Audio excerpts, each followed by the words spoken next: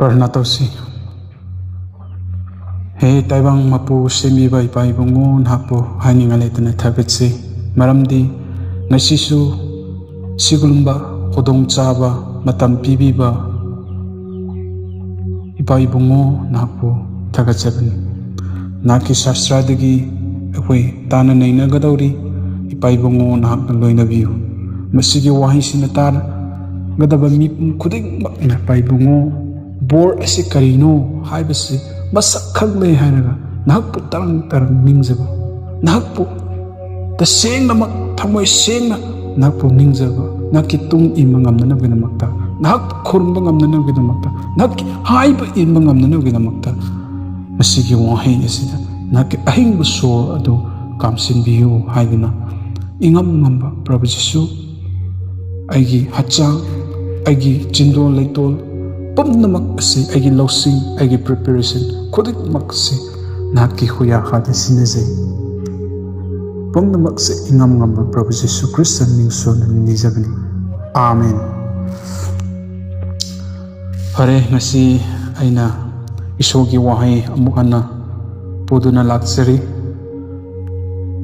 ngasigi topic bisway adudi blessing isogi bor habisi gi matangda aina tanan hinanabigi damakta isogi wahai Psalm number 23 1 2 3 asida ekoina uba phangba toina pazaba toina koina bahat oiraga leiba toina koina nainaraga leiba adugumlaba reference verse ni and koi yengminasi the Lord is my shepherd, I shall not want. Ishor si aigi khuding mak pibiba ngamba or aibu senabiba mipum khuding da matam khuding da aibu senabiba nushibiba Ishor ni I shall not want. Aina kari mata pamzaroi prithibi tabang panadi kalakpana phajabana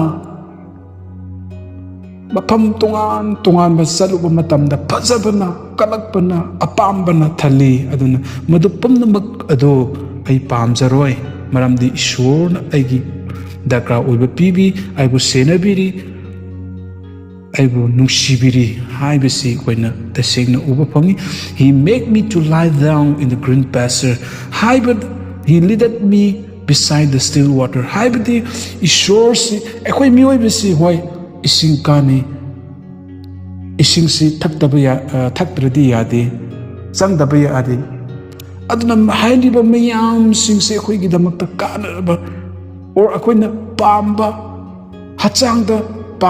hachangda kanaba darka oiba punnamak ase mahakna pibiraga chingbiraga mana utpiraga pithakpi pijebi haibsi koina ofam he restore my soul mahakna aigi thawai ase lausinbi he leaded me in the paths of righteousness for his name's sake mahakna kari taubi dharma chemagi lambi aduda ekhoibu mahakna chingbi haiben aduna yengsi ekhoiga punsi asida ekhoiga punsi asi yengsi bor habisi karino akoina concept asi anirak thokna akoina khanba yai taibang panbagi blessing taibang panbagi bor or ishorda pirakpa divine blessing divine ishord ngondagi sargadagi oirakpa blessing adu akoina masi anisi akoina khangpham thoki sargagi oiba blessing di borde karino hatamda si samista ihibdo loi nihibagi pamjaba kalakjaba mihawjaba kaya namsile adabu ishornadi maki blessing di nungmununggi sang dradi yadaba adabu chadu akoigi pursida pibi madu akoina karisu kam tawde ishorna akoibu hinghanbiba hayengsu hinghan gani chatkiba punsidasu hinghanba ngasisu hinghanba hachang fahanba asigu mayam macha si akoi masing thiba haite ishornadi madugi basic oiba needs darka oiba yamna maru oiba punsida sor honbada sandradi yadaba potto ishornadi khambi aduna madu ishornadi pibi adu mioiba hoinadi kamai tawi asimi because masi nupasi ay yam ane horen nung tharakadra khande adu ngakpigani maramdi masi ay hakna semjabana maram oiraga semna haidok sabani adum blessing haibagi abbreviation asi aina samappa smaina semraga thami believers. B stand for believers. Believers. Thazab ekoi. Thaza kraba missing or thaza gadaba missing. Believers. Lives. Else amasina. Lives. Lives have. Thazab ekoi ki punsida. Pulap asi punsilaga koi punsilaga yengsi kari to ke isogi thauzana thaza karab akoi gi punsida lomba naidaba service hadi service phangba kanbiba anauba granted punsi anauba punsi pibiba anauba bor phanghanbiba khodong chaba pibiba masi mayam siksi kanada thoi akoi believers da thoi akoi believer gi punsi da thoi kari thoi eternal safe or eternal service akoi da thoi kanana isogi grace true grace God grace ki mapana akoi da thoi aduna blessing habigi abbreviation si yam artha lekhraba yamna phajakraba adugumlaba blessing habigi abbreviation de akoi over fangi aduna blessing habisi bor habisi masa abbreviation maki wai the power da asukki phajakraba service isogi grace thauzagi mapana oigi thazabagi punsida thohalbadi ekhoi kari gi damakta isobu thagaloidabano thank you haibisi kari gi talibano haiba question masigi mathangda aina question akoi thajakraba misinda aina hangningi blessing su Pazakraba blessing isogi borsi thangaga ekoi na kari gi damakta isopo thank you ai nahki service adu ai PLA nahki PG aduna masigi makha da koina online da koina samlap na yengmina si kind of blessing bor habisi ekoi na makhal kaya koina samlap koina yengmina ba yabdidi rich in the world masi koina taibang pan gi miyeng da koi hana yengsi rich in the world taibang pan si da prithvi si da yamna ina khunba paisa paiba yum phajaba talented in the world aisi haisingba isai da oiro matraga mystery gi thabak da oiro whatever ekoina talented oiba music paiba haiba sana khona ba haiba adungmlabadu akoi kind of blessing haina khangi akoi gi tabang pan gi concept akoi na tamaina lawi healthiest in the world akoi hachang ase yamna phajaba hachang ase yamna masak matau phajaba natraga aigi hachang se na yektaba adugumbadu akoi kind of blessing haina akoi tabang pan bi mi eng sida akoi na thengnarai khansu khalli hojiksu khalli khansu khalli mipum namak ana masigi kind of blessing asi masigi marakta ekoi masi ichin now sing thajakram mi oi pum namak asida aina hangning madi blessing isogi blessing hai basi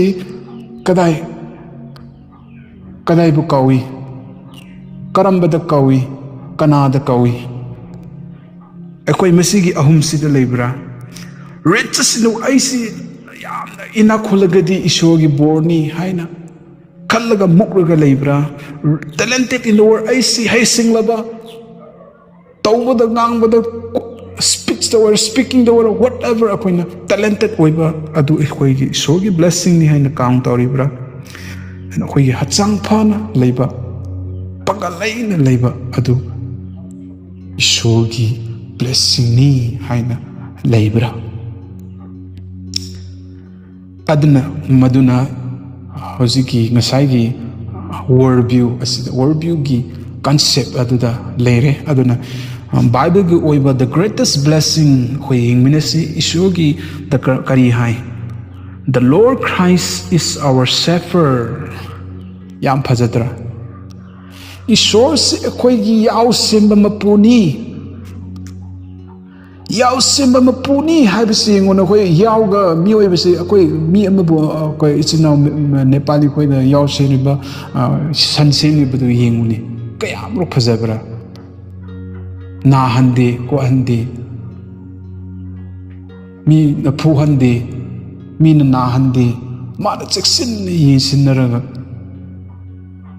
chaning bada sahanba masa phajanna gidamakta mage sanni hana masak batau phajanna gidamakta sim sai kholi mi da phu da phurak tanna gidamak mi na hat da gidamakta man protect awi atugum laba kari Fazakraba Ishogi Sefer Fazakraba blessing the way Pangi Wanda verse 1 Ani Subuda Christ is our provider verse 2 Ishorsi Equegi Damakta Darka Webudu Pibi Bangamba Pisu Piriba provider Equegi provider ni Equegi meet the Bitta Sauna Piraka Udri powder way show a blessing in account of the a quick mikta Udri pow blessing in account of the Adabu Ishonidi Quigi the Makta Numikudingi Efubu PB Pinabiri Adona Ishors Equigi provider ni blessing ni Christ is our strength Ishors Equigi Pangal ni Ako'y sotaba matamda, ako'y naawana tam matamda, ako'y kari mata puning hantade, kapte, or discourage tawde puning hantade, adubu ako'y hatsang, dum kalaga sali, awana lagasu kang kali, aduna ishogi blessings su pasakraba blessing nungi oiba ako'y da pinabi, tawna bibi. Madug strain do ako'y pibi. Kang mga magi strain do ako'y pibi. Aduna isyogi blessing si pazadra. Kang mga mba tauna na iba adugum laba strain do isyo na pibi. Aduna isyogi blessing si pazay. Marisyo the Christ is our like. Isyo si ako'y mangal ni. Mi kanamata na mangal hay bisi pamdabaliti. Ako'y punsi mangal haibadi ako'y ana tara matamda gloomy oiba sounding ba puning ba saining ba tension leba gloomy oiba ako'y sakse jinje itong nga leba aduguma punsi do nate waram matamdasu haraw matamdasu meaning ang matamda ako'y hatsang se ako'y mai se thawai sem na leirabani na kay tawi ako'y mga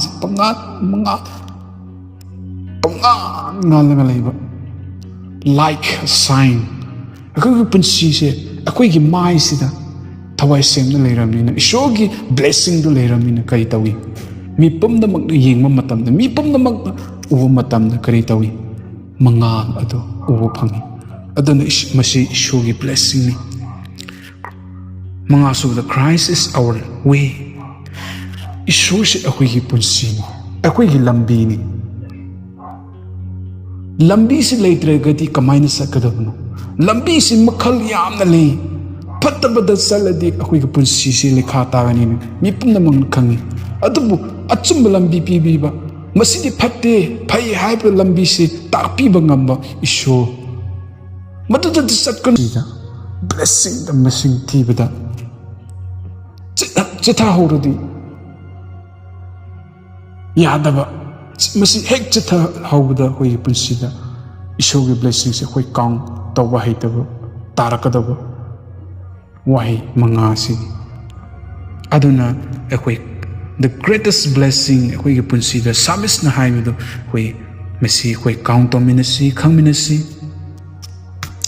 aduna ngasaygi prithibi taibangpangi oiba view sida hoy na thengnarpasi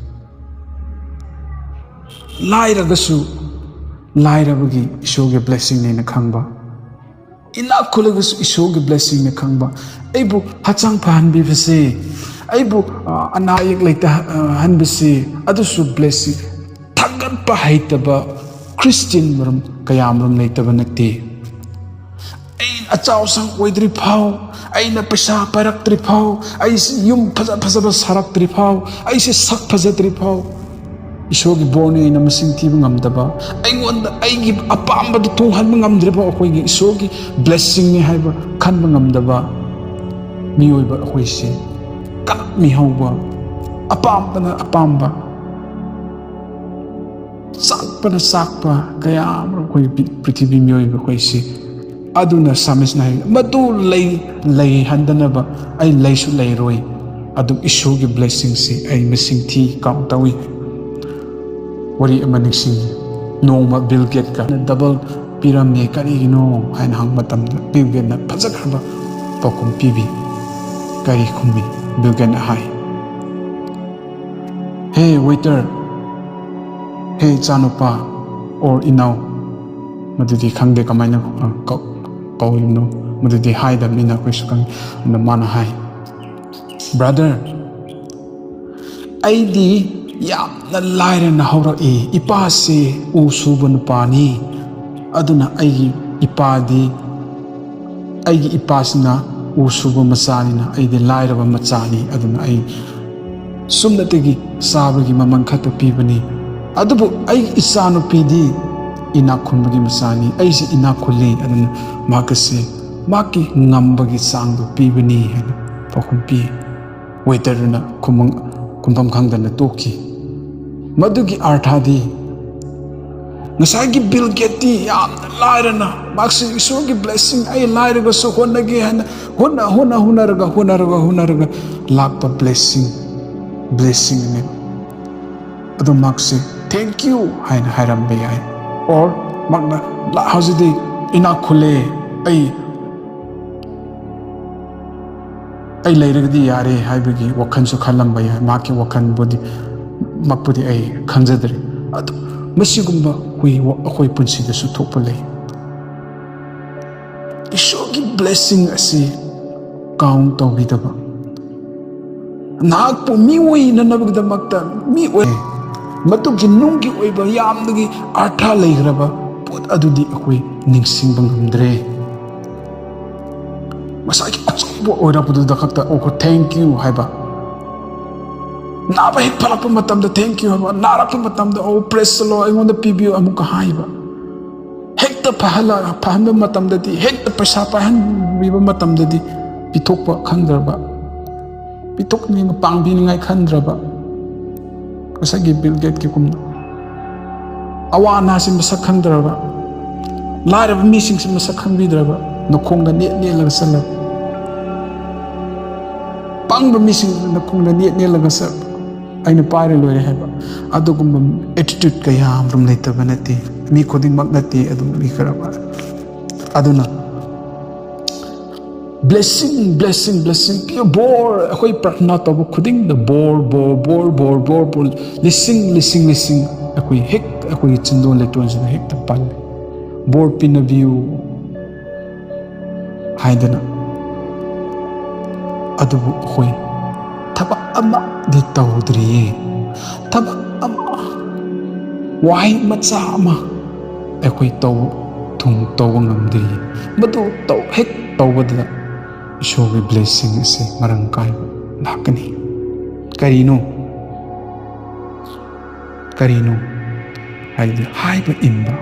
haiba imba si yamna maro isogi haiba imba isogi wahai si chachaba isogi blessing comes only when we learn to be content and knowing that God grace is sufficient. 1 Corinthians chapter 15:10 kari hai isogi blessing lakpa isogi bor lakpa se akoi haiba inba amasung kari tawi akoi content penja haiba penba haiba aduda kakta isogi thozal asi aigi damakta mapu pare pele haiba se khangba ngamba aduda kakta da isogi blessing se mayek seng ulakani oirakani We forget the Bible because we love money. Ekoi isogi wahisi kautokre maramdi ekoi aning ba apam da thunghanan am gidam he na changsilu na maram oiraga isogi wahisi koi korokre. Always remember to forget statement amada quotation ay khra hadoksagi. Always remember to forget the trouble that passes away, but never forget to remember the blessing that come each day. Ekoi gi punsida noma gi piriba noma gi blessing bor pinabiba isor bodi ekoi kauthoga ekoi gi punsida awa ana lakpa matamdadi ekoi kari tawi kauthokpa ngamde ai awabasi ngarang sekhim ai anabasi adu ada tawi kholi kai complain tawa adubu nahakta machit ama thau isogi blessing se count tawa ngamdaba madule ekoi pusida way of blessing come isogi blessing lakpagi lambi ase kadai da lai kamaina lai blessing come perhaps pain suffering ase ekhoina khangadabdi isogi blessing lakpase thangase pheng raga thangase pheng raga masak matau phajarakpan adugumdana ekhoigi punsi blessing isogi por lakpase lan ngamada kari tawi awa na lakra matungda akang haiba matamda isogi blessing se mayek sing matau phajatna blessing bor asi ekoi uraki job ki punsi da koi uwa pangkare toina koina compare to yaba isogi wahida job ki punsi da koi uwa pangi ani subuda blessing come when we obey him. Isogi blessing lakpa habisi isogi wahai in bakaktada lakani. Blessing beget blessing through Christ. Iso Jesu Christa digi bor adudagi bor polakpani habsi koi khampam thoi. Bor dagi bor polakpani bor dagi bor macha oirakpani aduna koi bor phangba koina icha isu ligso bor amapir aduna bor sina bor poki blessing beget blessing blessing asina blessing poki habisi akoi khangpam toi. We don't bless because we don't obey. Ekoi bor phangde ekoi isogi wahi inde ekoi bor phangde karigi isogi wahi inde. We earn lots but no fruitful. Ekoi kaya pram tani hotni humang taje hotse isogi haiba inde ekoi mahai yande karigino isogi wahi inde. We educated to our children but no fruitful. Ekoi hayik tungda yung sana na bidamakta hayik tungda pesa pairak na bidamakta hayik tungda achaw asang oira na bidamakta ekoi icha isu singda larik tamhali BA oi handi adubu mahai yande karigi koi isogi haiba inde blessing adu leite. Aduna aina hainba ngasi isogi manaising isogi tazakraba miwaising aduna aina hainbadidi blessing habisi ekoi kaya marum koi gi chinduda palli adubu koi taugadaba lambi taugadaba tabak karadili adu tawba ngamdabana maram oram koi punsi bor habisi masa ulakte mioi bigi bordi panglamna yai taibang pan mioi bigi maruptagi marum mapan gi cycle dagi ichin anaw singdagi bor adu lakamba yai panglakpa yai singlakpa yai adubu maduna koi misai gi eternal habdu abbreviation da koi uba phang madu kadongai disu koi thoi aduna koi kalak mi hawdu su sangwisi sames na habdu ishor naki board ai pienjare naki board naki blessing do ai pienjare aina aigi wakhalde kari mata pamoi one I shall not one habdu ai kari mata pamloroi maramdi naki board pienjare Your grace is sufficient for me. Paulnasꯨ ꯍꯥꯏꯅ ꯃꯁꯤ ꯑꯩꯈꯣꯏꯒꯤ ꯋꯥꯈꯜꯗ ꯍꯦꯛꯇ ꯂꯩꯔꯕꯗ ꯑꯩꯈꯣꯏꯒꯤ ꯄꯨꯟꯁꯤꯗ ꯀꯔꯤ ꯊꯣꯛꯀꯅꯤ? ꯕꯣꯔ ꯍꯥꯏꯕꯁꯤ ꯃꯁꯛ ꯃꯇꯧ ꯐꯖꯅ ꯃꯤꯑꯣꯏꯕꯅ ꯑꯩꯈꯣꯏꯒꯤ ꯄꯨꯟꯁꯤꯗ ꯃꯉꯥꯜ ꯍꯥꯏꯕꯁꯤ ꯎꯔꯛꯀꯅꯤ, ꯎꯠꯂꯛꯀꯅꯤ ꯍꯥꯏꯕꯁꯤ ꯑꯩꯅ ꯍꯥꯏꯅꯤꯡꯉꯤ. ꯕꯤꯂꯤꯚꯔꯁ ꯕ꯭ꯂꯦꯁꯤꯡ ꯍꯥꯏꯕꯒꯤ ꯑꯦꯕ꯭ꯔꯤꯚꯦꯁꯟꯁꯤ ꯊꯥꯖꯈ꯭ꯔꯕ ꯑꯩꯈꯣꯏꯒꯤ ꯄꯨꯟꯁꯤꯗ ꯏꯁꯣꯔꯒꯤ ꯊꯧꯖꯥꯜꯒꯤ ꯃꯄꯥꯟꯅ ꯏꯇꯔꯅꯦꯜ ꯄꯨꯟꯁꯤ, ꯑꯩꯈꯣꯏꯒꯤ ꯅꯣꯡꯃ ꯅꯥꯏꯗꯕ ꯄꯨꯟꯁꯤꯗ ꯁꯦꯐ ꯀꯟꯕꯤꯕ ꯐꯪꯕ, or newly granted, ꯄꯨꯟꯁꯤꯗ ꯅꯣꯡꯃ ꯅꯣꯡꯃꯒꯤ ꯆꯪꯗ꯭ꯔꯕ ꯌꯥꯗ꯭ꯔꯕ ꯇꯉꯥꯏꯐꯗꯅ ꯑꯗꯨꯒꯨꯝꯂꯕ ꯄꯣꯠꯇꯨ ꯄꯤꯕꯤꯕ. ꯅ꯭ꯌꯨꯂꯤ ꯒ꯭ꯔꯥꯟꯇꯦꯠ ꯍꯥꯏꯕꯗꯨ ꯏꯁꯣꯔꯒꯤ ꯊꯧꯖꯥꯜꯒꯤ ꯃꯄꯥꯟꯅ ꯏꯁꯣꯔꯒꯤ ꯁꯔꯚꯤꯁꯇꯨ ꯑꯩꯈꯣꯏꯕꯨ ꯑꯣꯏꯍꯟꯕ, ꯏꯁꯣꯔꯒꯤ ꯁꯔꯚꯤꯁꯇ ꯑꯩꯈꯣꯏ ꯐꯪꯕ, ꯈꯨꯗꯣꯡꯆꯥꯕ ꯐꯪꯕ. ꯁꯔꯚꯤꯁꯇꯨ ꯀꯔꯤꯅꯣ? ꯁꯦꯐꯔ, ꯑꯩꯈꯣꯏꯕꯨ ꯁꯦꯐꯔ ꯑꯣꯏꯍꯟꯕꯗꯨ, ꯁꯦꯐꯔꯅ ꯑꯩꯈꯣꯏꯕꯨ ꯁꯦꯐꯔ ꯇꯧꯕꯤꯕꯗꯨ, ꯃꯗꯨꯒꯤ ꯈꯨꯗꯣꯡꯆꯥꯕꯗꯨ ꯑꯩꯈꯣꯏ ꯀꯌꯥ ꯐꯖꯈ꯭ꯔꯕ ꯄꯨꯟꯁꯤ ꯄꯤꯕꯤꯕ ꯕꯣꯔ ꯑꯗꯨ ꯐꯪꯂꯤꯕꯗꯨ ꯑꯩꯈꯣই ꯊꯥꯒꯠꯅꯤꯡꯉꯥꯏꯅꯤ. ꯑꯗꯨꯅ ꯑꯩꯈꯣꯏꯒꯤ ꯄꯨꯟꯁꯤꯗ ꯕꯣꯔꯗꯨ ꯃꯁꯛ ꯈꯪꯉꯦ ꯍꯥꯏꯔꯒ ꯏꯁꯣꯔꯒꯤ ꯅꯨꯡꯒꯤ ꯑꯣꯏꯕ ꯄꯤꯕꯤꯕ ꯏꯁꯣꯔꯒꯤ ꯕ꯭ꯂꯦꯁꯤꯡꯗꯨ ꯈꯪꯉꯦ ꯍꯥꯏꯔꯒ ꯑꯩꯈꯣꯏꯒꯤ ꯄꯨꯟꯁꯤꯗ ꯂꯩꯃꯤꯟꯅꯁꯤ, ꯍꯤꯡꯃꯤꯟꯅꯁꯤ. ꯑꯗꯨꯅ ꯕ꯭ꯂꯦꯁꯤꯡꯅ ꯕ꯭ꯂꯦꯁꯤꯡ ꯄꯣꯛꯏ ꯍꯥꯏꯕꯁꯤꯁꯨ ꯑꯩꯈꯣꯏ ꯈꯪꯁꯤ ꯍꯥꯏꯕꯁꯤ ꯍꯥꯏꯖꯅꯤꯡꯉꯤ. ꯑꯗꯨꯅ ꯇꯥꯕꯤꯈ꯭ꯔꯕ ꯄꯨꯝꯅꯃꯛꯄꯨ ꯏꯁꯣꯔꯒꯤ ꯕ꯭ꯂꯦꯁꯤꯡꯗ ꯂꯥꯛꯄ ꯑꯣꯏꯁꯅꯨ.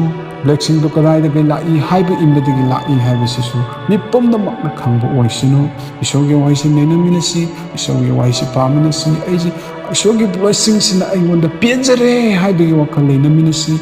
ꯃꯆꯥ ꯃꯆꯥꯗ ꯑꯣꯏꯔꯣ, whatever things happen to in our life, ꯑꯩꯈꯣꯏꯒꯤ ꯄꯨꯟꯁꯤꯗ ꯋꯥꯠ ꯑꯦꯚꯔ ꯀꯔꯤ ꯊꯣꯛꯑꯕꯁꯨ ꯑꯩ ꯄꯦꯟꯖꯔꯦ ꯍꯥꯏꯕ ꯏꯁꯣꯔ ꯅꯍꯥꯛꯄꯨ ꯊꯥꯒꯠꯂꯤ, ꯊꯦꯡꯛ ꯌꯨ ꯍꯥꯏꯕꯁꯤꯅꯆꯤꯡꯕꯁꯤ ꯑꯩꯈꯣꯏꯒꯤ ꯇꯝꯃꯤꯟꯅꯁꯤ, ꯄ꯭ꯔꯦꯛꯇꯤꯁ ꯇꯧꯃꯤꯟꯅꯁꯤ. ꯃꯗꯨ ꯂꯩꯇ꯭ꯔꯤ ꯐꯥꯎꯕꯗꯤ, ꯑꯩꯈꯣꯏ ꯊꯥꯒꯠꯄ ꯍꯩꯇ꯭ꯔꯤ ꯐꯥꯎꯕꯗꯤ ꯑꯩꯈꯣꯏꯒꯤ ꯄꯨꯟꯁꯤꯗ ꯕ꯭ꯂꯦꯁꯤꯡ ꯍꯥꯏꯕꯒꯤ ꯃꯁꯛ ꯑꯁꯤ ꯑꯩꯈꯣꯏ ꯎꯠꯊꯣꯛꯄꯗ ꯋꯥꯒꯅꯤ ꯍꯥꯏꯕꯁꯤ ꯍꯥꯏꯗꯣꯛꯆꯅꯤꯡꯉꯤ. ꯑꯗꯨꯅ ꯇꯥꯕꯤꯈ꯭ꯔꯕ ꯄꯨꯝꯅꯃꯛꯇ ꯃꯁꯤꯒꯤ ꯋꯥꯍꯩ ꯑꯁꯤꯅ ꯃꯤ ꯄꯨꯝꯅꯃꯛꯇ ꯏꯟꯁꯤꯟꯕꯤꯕ, ꯏꯁꯣꯔꯅ ꯂꯣꯏꯅꯕꯤꯕ ꯑꯣꯏꯁꯅꯨ. ꯑꯦꯃꯦꯟ.